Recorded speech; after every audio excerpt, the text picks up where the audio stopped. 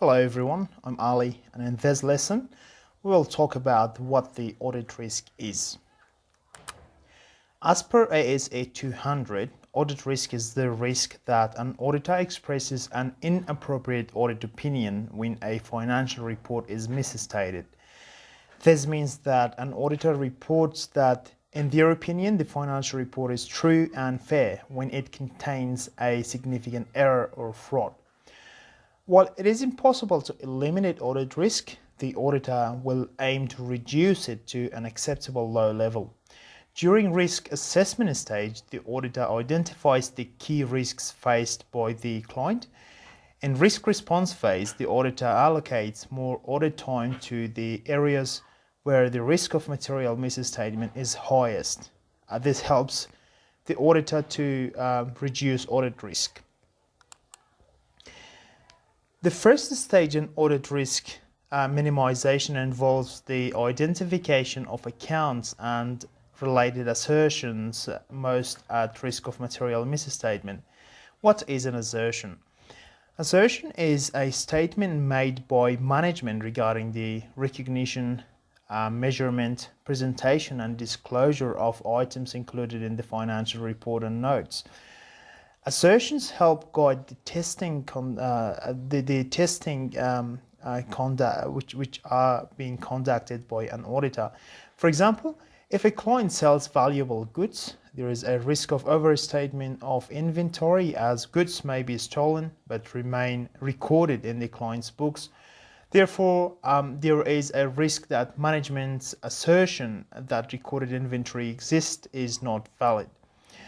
In this case, the auditor will spend more time testing for the existence of recorded inventory than in the case of a client that sells lower valued goods. During identification of accounts and related assertions at risk of material misstatement, the auditor classifies some risks as being more significant than others. So, how a risk is considered more significant than others?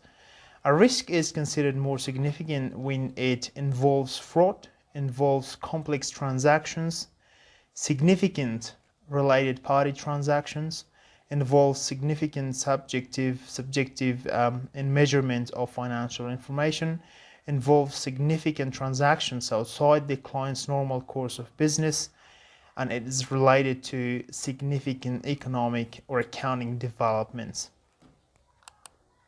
The second stage in audit risk minimization involves gaining an understanding of the client's system of internal controls.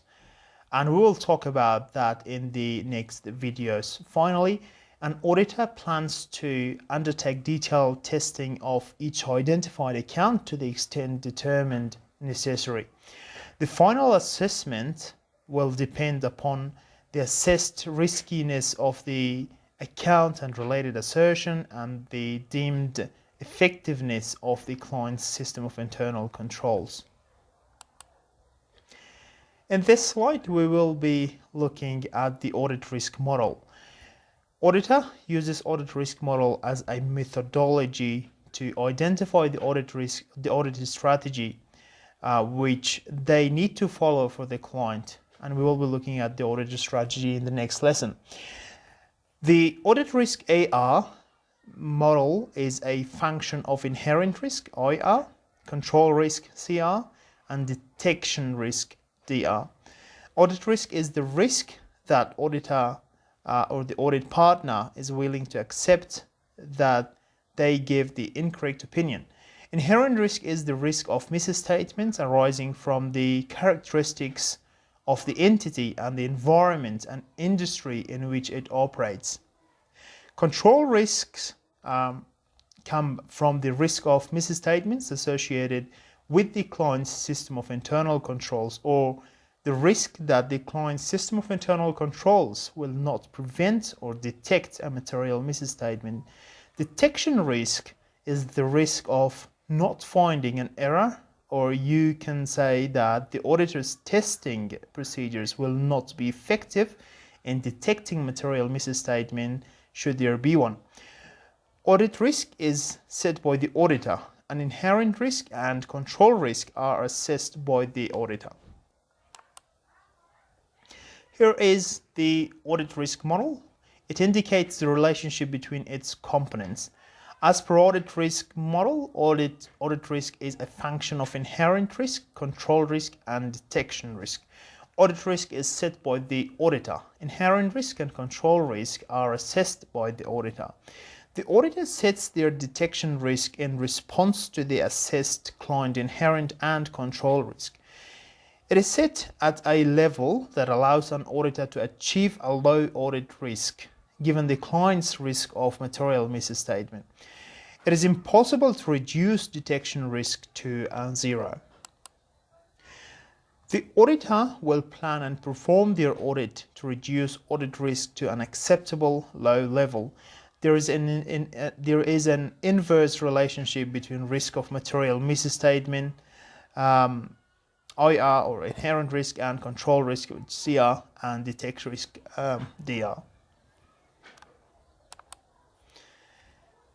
If inherent risk and control risk are high, the auditor will set detection risk as low to maintain a low audit risk. There is an inverse relationship between the risk of material misstatements, which is a combination of inherent and control risks, and detection risk, which is set by the auditor. By setting a low detection risk, an auditor will increase the level of reliance placed on their detailed substantive procedures, which includes testing of year-end account balances and transactions from throughout the year. Inversely, if inherent risk and control risk are low, the auditor will set detection risk as high. By setting high detection risk, an auditor will reduce the level of reliance placed on their detailed substantive procedures. By setting high detection risk, the auditor is not eliminating their detailed testing of year-end balances and transactions from throughout the year. Rather, the auditor is acknowledging that the client is low risk, therefore there is a low risk of material misstatement in the client's financial report, and extensive substantive testing is not required. And in the next video, we'll talk about audit strategy. Thank you.